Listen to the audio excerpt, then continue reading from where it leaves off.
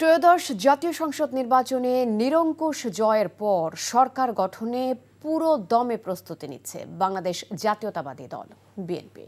রাতে গুলশানে দলের নীতি নির্ধারণী ফোরামের সদস্যদের সাথে বৈঠক করেছেন বিএনপি চেয়ারম্যান তারেক রহমান। বৈঠকে অংশ নেয়া স্থায়ী কমিটির সদস্যরা জানান, পররাষ্ট্র নীতিতে বাংলাদেশের স্বার্থকে প্রাধান্য দিয়ে দেশকে সমৃদ্ধির পথে এগিয়ে নেবে বিএনপি। সেলিম মালিক জানাচ্ছেন বিস্তারিত। হোয়াইট প্লাস প্রো সেনসিটিভ স্কয়ারে মাঠের বাইরেও তো আমরা এভাবে দেশপ্রেম দেখাতে পারি। 2/3 আসনে ভূমিধস জয়ের পর উৎসবমুখর পরিবেশ বিরাজ করছে গুলশানে বিএনপির চেয়ারম্যানের রাজনৈতিক কার্যালয়। শুক্রবার দুপুরের পর থেকে কার্যালয়ে বিএনপির চেয়ারম্যান তারেক রহমান ও স্থায়ী কমিটির সদস্যরা উপস্থিত হতে থাকেন। আলোচনা করেন সরকার গঠনের প্রক্রিয়া ও মন্ত্রিসভার আকার নিয়ে। গণতান্ত্রিক যাত্রা অব্যাহত থাকবে ইনশাআল্লাহ।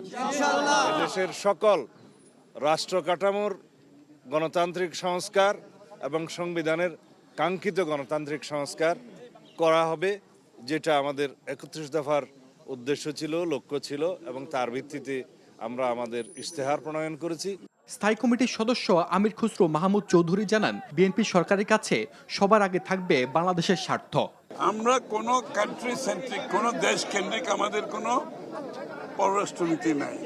আমাদের পররাষ্ট্রনীতি সব দেশের সাথে, বাংলাদেশের মানুষের সাথে, বাংলাদেশের সাথে, এবং কোনো কান্ট্রি সেন্ট্রিক, কোনো দেশ কেন্দ্রিক আমাদের কোনো পররাষ্ট্রনীতি নাই।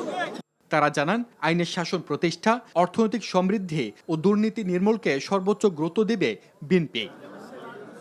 সেলিম মালিক, এনটিভি নিউজ, ঢাকা।